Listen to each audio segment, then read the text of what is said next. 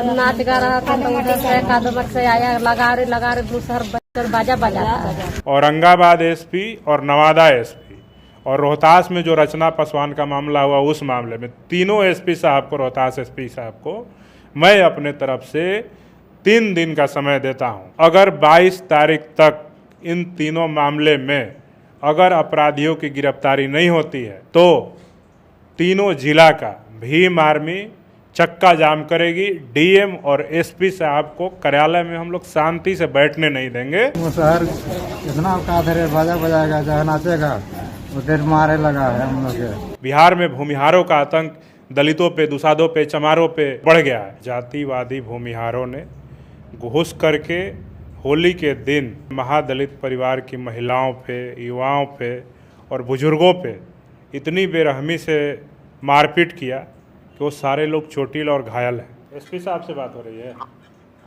हाँ हो रही है, बताइए। करेगी जो कोमल वाला मामला है, इसमें गिरफ्तारी अभी तक नहीं हुआ। सड़कें आज भी भीम आर्मी के लोगों ने सुनसान नहीं छोड़ी है। अगर सरकार इन मामलों पे कार्रवाई नहीं करती है, डीएमएसपी को बर्खास्त नहीं करती है, तो आने वाले कुछ ही दिनों के बाद भीम आर्मी बिहार में विधानसभा मुख्यमंत्री आवास के घेराव का ऐलान करेगी। हम अपने स्वाभिमान से समझौता नहीं कर सकते हैं। बिहार में दलितों पे लगातार अत्याचार बढ़ते जा रहे हैं। इसी क्रम में जो है नवादा में भी महादलित टोले में जो है घुसकर कुछ लोगों के द्वारा जो है वहां पे मारपीट की गई, महिलाओं तक को नहीं छोड़ा गया। क्या कुछ पूरा मामला है? इन्हीं सब मुद्दों पे बातचीत करने के लिए हमारे साथ भीम आर्मी के प्रदेश अध्यक्ष अमर ज्योति जी हैं। सर, क्या कुछ नवादा का पूरा मामला है? देखिए, नवादा का जो मामला है वो मुफस्सिल थाना क्षेत्र अंतर्गत एक गांव है अषाढ़ी। वहाँ पे 50 की संख्या में जातिवादी भूमिहारों ने घुस करके होली के दिन वहाँ पे महादलित परिवार की महिलाओं पे, युवाओं पे और बुजुर्गों पे इतनी बेरहमी से मारपीट किया कि वो सारे लोग चोटिल और घायल हैं। जब ये मामला हुआ उस समय वहाँ के जो पीड़ित परिवार के लोग थे, उन लोगों ने भीम आर्मी से संपर्क किया, तो वहाँ पे हमारी भीम आर्मी की टीम, हमारे जिला अध्यक्ष खुद ही वहाँ पे गए और जा कर के पूरे मामले की जानकारी लिए और उनका एफआईआर रजिस्टर्ड करवाया और पुलिस प्रशासन से उस पर कार्रवाई करने की बात उन्होंने कहा है। मैंने भी खुद वहाँ पे पीड़ित परिवार के जो लोग हैं, मैंने भी वहाँ पे बात किया। सिर्फ एकमात्र घटना वहाँ पे नहीं है, इसके अलावा भी वारसिलीगंज थाना क्षेत्र में भी मुसहर समुदाय के लोगों पर हमला किया गया। और अभी मैं आज जब मैं इंटरव्यू दे रहा हूँ, आज भी मैंने एक वहाँ पे विक्रम कुमार नाम के, एक विक्रम पासवान नाम के एक छात्र था जो नवादा में रूम लेकर के तैयारी करता था, उसकी भी हत्या कर दी गई है। जबकि उसके हत्या को वहाँ के पुलिस के जो लोग हैं वो बता रहे हैं कि आत्महत्या है, लेकिन उसका जो शव पाया गया वो सीधे तौर पे जो दिखा रहा है कि सीलिंग में वो उसका गर्दन लटका हुआ है, लेकिन उसका पैर जो है ज़मीन से तकरीबन 1 फीट तक टच कर रहा है, यानी कि पैर उसका मुड़ा हुआ है। तो ये सीधे तौर पे ये जो मामला नवादा में लगातार बढ़ा हुआ है, नवादा के साथ साथ पूरे बिहार में जिस प्रकार से आज एक और घटना है कि एक मलिक यानी डोम समाज के एक युवा की हत्या सुपौल जिले में कर दी गई, प्रतापगंज थाना क्षेत्र के अंतर्गत। अभी मैं आज ही की घटना बता रहा हूँ कि सुबह 10 बजे एक रंजीत पासवान, जिसका नाम था, औरंगाबाद ज़िले में ही उसकी गोली मार करके 35 वर्षीय युवक की हत्या कर दी गई।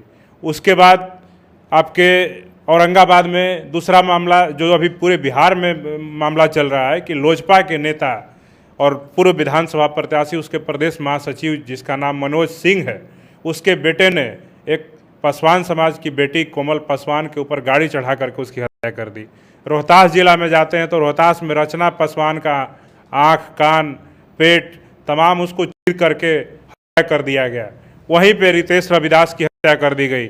और इस प्रकार की घटनाएं लगातार बिहार में सिर्फ और सिर्फ होली के आगे 2 दिन और 2 दिन पीछे का मामला है। आपके नौबतपुर में यादव समाज पे भूमिहारों ने हमला कर दिया। ये सीधे तौर पे जो घटनाएं हैं दिखा रही कि बिहार में सुशासन का राज नहीं है। नीतीश कुमार जी अचेता अवस्था में है, उनको दिख भी नहीं रहा है कि बिहार में क्या हो रहा है, क्या चल रहा है, किसकी हत्या हो रही है, किसका बलात्कार हो रहा है, किसके ऊपर गाड़ी चढ़ाया जा रहा है, कहाँ पे जातिवादियों के द्वारा हमले किए जा रहे हैं। तो मुझे ऐसा लगता है कि बिहार में शासन व्यवस्था खत्म हो चुकी है और यहाँ पे जो जातिवादी गुंडे हैं, जितने भी घटना को अंजाम दिए हैं, वो सारे के सारे जो गुंडे हैं वो अपर कास्ट सवर्ण समुदाय के लोग हैं और उन लोगों ने इस प्रकार से दलितों पे जिस तरह से बेरहमी से कहर ढाया है, इससे सीधे प्रतीत होता है कि अभी हाल ही में बिहार के मुख्यमंत्री नीतीश कुमार ने बिहार के एक डीजीपी को उन्होंने नियुक्त किया है जो कि अपर कास्ट के भूमिहार जाति से आते हैं। और हमको लगता है कि जिस दिन से डीजीपी भूमिहार जाति से बिहार में बने हैं, बिहार में भूमिहारों का आतंक दलितों पे, दुसाधों पे, चमारों पे, यादवों पे और तमाम जो दलित, आदिवासी, पिछड़े समुदाय के लोग हैं उनके ऊपर बढ़ गया है। तो ये सीधे तौर पे कानून व्यवस्था के खत्म होने का परिचायक है। मैं मांग करता हूं कि बिहार के मुख्यमंत्री नीतीश कुमार, अगर आपसे सत्ता नहीं संभल रहा है तो आप इस्तीफा दे दीजिए, और नहीं अगर आप जिद पे अड़े हैं कि हमको 20 वर्ष कंप्लीट करके ही सत्ता से हटना है, तो मैं ये मांग करता हूं कि जिस प्रकार से उत्तर प्रदेश ने जब बहन जी सत्ता में आई थी तो उन्होंने अपराध को नियंत्रण करने के लिए एक साथ 1.5 लाख अपराधियों को जेल में भेजने का काम किया था, उसी प्रकार मैं मांग करता हूं कि बिहार के मुख्यमंत्री नीतीश कुमार जी बिहार के सभी 38 जिलों में जितने भी थाने हैं, जो भी थाने के अंतर्गत कोई भी अपराधी असलहा लिए पकड़ाया हो, वांछित हो, फरार हो, कोई भी अपराधी जिसके ऊपर इस प्रकार का कोई मामला हो, जो कट्टा लेते पकड़ाया हो, हत्या करते पकड़ाया हो, बलात्कार करते पकड़ाया हो, किसी का शोषण करते पकड़ाया हो, अत्याचार करते पकड़ाया हो, उन सबको चिन्हित करके हर थाना क्षेत्र से तकरीबन अगर 25-30 लोगों को ही पकड़ करके पुलिस एक बार में पूरे बिहार से अगर 1 लाख अपराधियों के साथ एक साथ जब जेल भेजने का काम करेगी, लिस्टिंग करके, मैं बिहार के डीजीपी साहब से भी मांग करता हूं कि ऐसे लोगों को चिन्हित करके जब जेल भेजेंगे तो मुझे लगता है कि बिहार में अपराध नियंत्रण में आ जाएगा। जरूरत पड़े अगर जो लोग 2-3 हत्या करने वाले लोग हैं वो लगातार अपने क्रम को जारी रखे हुए हत्या कर रहे हैं, शोषण कर रहे हैं, धमकी दे रहे हैं, वैसे लोगों का एनकाउंटर भी करने की आवश्यकता पड़े तो एनकाउंटर भी करना चाहिए ताकि बिहार में अपराध नियंत्रण में आ सके, बिना भेदभाव किए हुए। जब जेल भेजने की बारी आए तो आप उसमें कोई भेदभाव नहीं करिए, सवर्ण अपराधी है उसको भी जेल भेजिए, पिछड़ा अपराधी है उसको भी जेल भेजिए, दलित भी अगर कहीं अपराधी है उसको भी जेल भेजिए, और भी कोई अन्य जाति का, मुस्लिम समुदाय का या अन्य किसी समुदाय का अपराधी है उसको भी जेल भेजिए। लेकिन हमारी मांग है कि बिहार की महिलाओं की रक्षा सुरक्षा को देखते हुए, बिहार के दलितों की रक्षा सुरक्षा को देखते हुए, पिछड़ों आदिवासियों की रक्षा सुरक्षा को देखते हुए, उनके मान सम्मान को देखते हुए बिहार में अपराध पर नियंत्रण करने का समय आ गया है। अगर आप अपराध पर नियंत्रण नहीं कर पाते हैं तो इस वर्ष आने वाले कुछ महीनों में बिहार में विधानसभा का चुनाव होना है। मुझे ऐसा लगता है कि अगर अपराध का क्रम लगातार सिलसिलेवार जारी रहा तो बिहार की जनता मुख्यमंत्री नीतीश कुमार जी को ये आखिरी पारी बना करके छोड़ेगी और इनको सत्ता से हमेशा के लिए बेदखल कर देगी। लेकिन नवादा में भी कोई कार्रवाई नहीं हुई अभी तक। कई मामले, किसी मामले में कार्रवाई नहीं हो रही है। नवादा की जो दोनों घटनाएं मैंने बताया, आषाढ़ी का मामला हो या सिरदला थाना क्षेत्र अंतर्गत जो बभनी गांव के जो छात्र था उसकी हत्या का मामला हो, रोहतास में रचना पासवान की हत्या का मामला हो, या फिर औरंगाबाद में कोमल पासवान की हत्या का मामला हो, या आज हुए रंजीत पासवान की हत्या का मामला हो, या प्रतापगंज में जो डोम समुदाय के युवक की हत्या हुई उसकी हत्या की मामला हो, किसी मामले में गिरफ्तारी नहीं हो रही है। अपराधी के इतने हौसले बुलंद हैं, जब पुलिस से सवाल पूछा जाता है तो पुलिस का गोलमोल जवाब रहता है कि हम उनका टावर लोकेशन निकाल रहे हैं, डंप डाटा निकाल रहे हैं, हम एफएसएल की टीम लगाए हैं, डॉग स्क्वाड लगाए हैं। कहीं कहीं तो पुलिस ऐसी जवाब देती है जैसे लगता है कि इनके पास कुछ करने को है ही नहीं। वो सीधे कहते हैं कि बिहार छोड़ के भाग गया, कोई कहता है इंडिया छोड़ के भाग गया, कोई किसी को कहता है नेपाल में चला गया। लेकिन जैसे ही भीम आर्मी आंदोलन के लिए सड़कों पर उतरती है तो अपराधी पता नहीं कहां से सरेंडर कर देता है। तो ये सीधे तौर पे सवाल है, और पूरे बिहार के जो डीएम और एसपी हैं जिनके भी जिला में इस प्रकार की घटना हो रही है और उस घटना पे वो नियंत्रण लगातार नहीं कर पा रहे हैं, खास करके मैं बिहार के मुख्यमंत्री जी से मांग करूंगा कि रोहतास के डीएम और एसपी और औरंगाबाद के डीएम और एसपी को तत्काल प्रभाव से बर्खास्त किया जाना चाहिए, क्योंकि लगातार जिस प्रकार से रोहतास और औरंगाबाद में दलितों के ऊपर अत्याचार बढ़ा है ये कहीं से भी असहनीय है।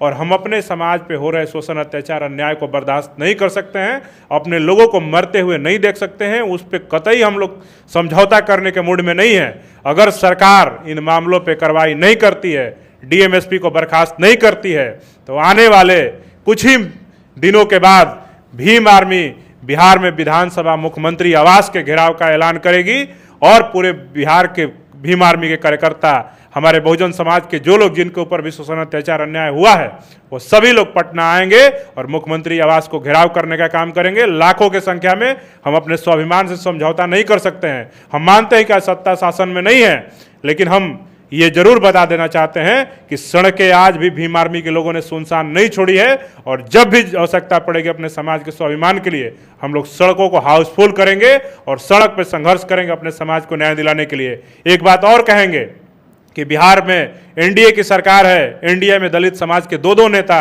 केंद्र सरकार में मंत्री बने हुए हैं, लेकिन हम कहना चाहते हैं कि आपके मंत्री बनने का क्या फायदा, आप अपने सिर्फ और सिर्फ परिवार का विकास कर पा रहे हैं, अपना विकास कर पा रहे हैं, लेकिन इस समाज को क्या मिल रहा है? आज आपके कोई भी ऐसा समाज नहीं है बिहार के दलित समाज का जो जिसके ऊपर शोषण अत्याचार अन्याय नहीं हो रहा है। आप केंद्र सरकार में मंत्री बैठ करके मलाई चाट रहे हैं और फॉर्मेलिटी निभा रहे हैं, दलितों को ठगने का काम कर रहे हैं, उनके वोट को लेकर के आप सौदागर बन गए, उनके वोटों का सौदागर बन के नरेंद्र मोदी से, नीतीश कुमार से आप सौदा कर करके दलितों के वोट को बेच करके आप वहां पे अपना कुर्सी कायम रखे हुए हैं। तो मेरा सवाल आपसे भी है कि हम कहना चाहते हैं ऐसी कुर्सी को अगर भीम आर्मी के लोग अगर सत्ता पे बैठे होते और किसी भी चमार की, किसी भी पासवान की, किसी भी मुसहर, किसी भी डोम की, किसी भूया की अगर हो जाती तो कुर्सी को हम लोग लात मारने का काम करते, केंद्र सरकार में मंत्री बन करके मुख्य दर्शक बनने का काम नहीं करते। तो हमारी मांग है कि केंद्र सरकार के मंत्रियों से भी कि आप अगर थोड़ी सी भी शर्म और हया बची है तो अपने भाइयों के सम्मान के लिए, बहनों के सम्मान के लिए, बेटियों के सम्मान के लिए आप आवाज उठाइए। मुख्य दर्शक बन करके, गूंगे बन करके आप सत्ता में बैठ करके दलित समाज के वोटों का सौदा करना बंद कर दीजिए। लेकिन अपराधियों का मनोबल इतना कैसे बढ़ गया? नवादा वाली घटना पे उन्हें धमकी भी दी गई कि अगर आप पुलिस के पास जाते हैं तो घरों को फूंक दिया जाएगा। देखिए, धमकी देने वाले को हम एक लाइन में यही कहना चाहते हैं कि अपनी आदत को सुधार लो। हम आपको यही कह रहे हैं कि हम लोग कानून को मानते हैं, बाबा साहब को मानते हैं, याचना कर रहे हैं अभी मैं यही कह रहा हूं कि शासन प्रशासन उस मामले पे न्याय करे, हमें हमारे लोगों को जो पीड़ित परिवार हैं उनको न्याय सुनिश्चित कराए, गिरफ्तारी करे, उनको तमाम जो प्रावधान है कानूनी प्रक्रिया विधि सम्मत जो करवाई है वो करे। नहीं तो जब हमारे बहुजन समाज के लोगों का सब्र का बांध टूटेगा तो हमारे पास दोनों रास्ते हैं। हम बुद्ध को भी मानने वाले हैं, हम युद्ध को भी मानने वाले हैं। हमारे पास बाबा साहब अम्बेडकर का बुद्ध धर्म का अपनाने का भी रास्ता है और हमारे पास भीमा कोरेगांव युद्ध को भी दोहराने का रास्ता है। तो हम यही कहेंगे जातिवादियों से, मनुवादियों से, सामंतवादियों से कि अपने आचरण में सुधार ला दो, नहीं तो बहुजन समाज के सब्र का बांध टूटेगा। तो यही बिहार है, उदाहरण है कि जहाँ जहाँ भी शोषण अत्याचार अन्याय बढ़ा तो 20वीं सदी में यहाँ पे पलटवार जब बहुजन समाज के लोगों ने किया तो गांव छोड़ करके जातिवादी सामंतवादियों को भाग करके शहर की ओर बसने के लिए मजबूर होना पड़ा था। तो अभी मैं फिर से कह रहा हूँ कि दलितों को, पिछड़ों को सताना बंद कर दो, नहीं तो फिर से वहीं कारनामा दोहराया जाएगा और किसी भी जातिवादी सामंतवादी को शोषण अत्याचार अन्याय करने के लिए हम गाँवों में नहीं रहने देंगे, उनको खदेड़ करके शहर में भेजने के लिए मजबूर कर देंगे। लेकिन अभी तक कोई गिरफ्तारी नहीं हुई है, प्रशासन पे भी दबाव है। देखिए, मैंने थाना प्रभारी से बात किया, मैं अभी आपके सामने नवादा एसपी को फ़ोन लगा रहा हूँ। अगर वो फ़ोन उठाते हैं तो मैं पूछता हूँ कि भाई क्या मामला है, क्या है नहीं गिरफ्तारी हो पा रही है। दो मामला मेरे संज्ञान में आया है, कोई गिरफ्तारी नहीं हो रही है। तो ये सीधे तौर पे दिखा रहा है कि शासन व्यवस्था किस प्रकार से काम कर रही है। देखिए, अभी एसपी साहब का मोबाइल बंद है, नवादा एसपी का मोबाइल बंद आ रहा है। एक बार मैंने किया और उनका नंबर बंद है, सरकारी नंबर है। तो जब एसपी का नंबर बंद रहेगा तो गुंडे तो अपराध करेंगे ही करेंगे।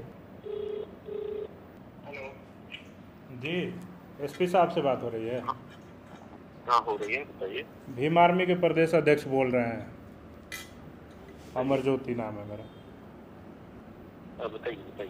करेगी जो कोमल वाला मामला है इसमें गिरफ्तारी अभी तक नहीं हुआ, इसमें अनुसंधान जारी है। 4-5 दिन हो गया। और आज एक और मामला कुटुंबा थाना क्षेत्र में हुआ है, रंजीत पासवान कोई है, 35 वर्षीय युवक, उसको गोली मार दिया गया है।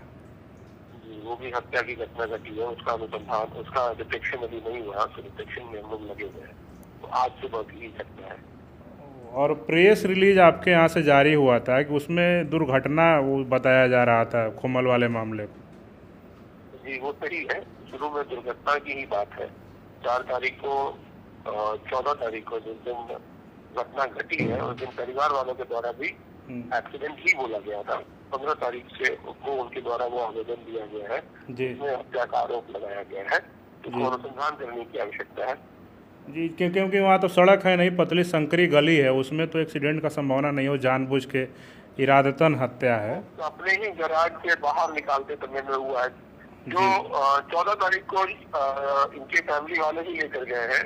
अच्छा। और डॉक्टर को बताया कि एक्सीडेंट है। अच्छा। और डॉक्टर ने अपने रिपोर्ट में भी रोड ट्रैफिक एक्सीडेंट ही लिखा है, और जो इंक्वेस्ट बनता है उसमें भी रोड ट्रैफिक एक्सीडेंट ही लिखा हुआ है। अच्छा। इसमें इनके परिवार वालों का सिग्नेचर है। अच्छा, लेकिन देखिए अभी जो आपके इन्वेस्टिगेशन ऑफिसर हैं उनको देख करके इसको जो भी त्रुटियां हुई हैं FIR करने में उसको सुधार को ठीक करवा लिया जाए।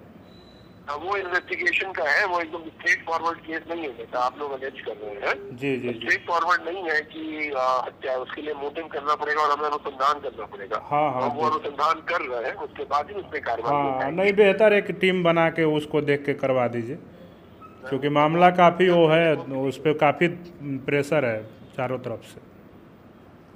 नहीं ठीक है, वो भी है। और ये वाला जो आप बता रहे हैं कुटुंबा वाला, वो भी हम लोग देख रहे हैं। नहीं वो तो भी आज सुबह में घटना घटी है, उसमें भी हम लोग इन्वेस्टिगेशन करेंगे, डिटेक्ट करेंगे, जेल भेजेंगे उसको। जी जी जी, ठीक है, इसको दिखवाइए। ठीक है SP साहब। देखिए अभी आपके सामने मैंने कॉल लगाया, नवादा वाले मामले में नवादा के SP को कॉल लगाया, औरंगाबाद वाले में औरंगाबाद SP को कॉल लगाया। नवादा SP साहब तो कॉल रिसीव नहीं किए, लेकिन औरंगाबाद SP ने फ़ोन उठाया और उन्होंने कहा कि जो भी मामला है, जो भी उसमें क्लू है, उसके आधार पे हम अनुसंधान कर रहे हैं और एक बेहतर टीम बना करके इसको दोबारा से हम वो करवाएंगे। जो गलती से भूलवश उसमें जो एक्सीडेंट का मामला बताया गया था, दुर्घटना बताया गया था पुलिसिया प्रेस रिलीज में, उसको ठीक करने के लिए उन्होंने कहा है उस परिवार से ही FIR लिखवाने में थोड़ी सी गलती इनका कहना है कि ऐसा हुआ है। तो SP साहब ने कहा है और जल्द ही उसमें वो कार्रवाई करेंगे, और कार्रवाई नहीं होगी तो हम तो अपने माध्यम से, आपके चैनल के माध्यम से, औरंगाबाद SP और नवादा SP और रोहतास में जो रचना पासवान का मामला हुआ उस मामले में तीनों SP साहब को, रोहतास SP साहब को मैं अपने तरफ से 3 दिन का समय देता हूं। आज 19 तारीख है, अगर 22 तारीख तक इन तीनों मामले में अगर अपराधियों की गिरफ्तारी नहीं होती है, अपराधी आत्मसमर्पण नहीं करते हैं, तो तीनों जिला का भीम आर्मी चक्का जाम करेगी। DM और SP साहब को कार्यालय में हम लोग शांति से बैठने नहीं देंगे। उनके खिलाफ जबरदस्त जन आंदोलन सड़कों पर देखने को मिलेगा। चलिए, बहुत बहुत धन्यवाद। हमारे साथ अमर ज्योति जी थे। साफ तौर पर इनका कहना है कि अगर गिरफ्तारी नहीं होती है तो भीम आर्मी जो है सड़कों पे उतरेगी। बाकी पूरे मामले को लेकर आप क्या कुछ सोचते हैं, अपनी राय कमेंट बॉक्स में जरूर दें। धन्यवाद।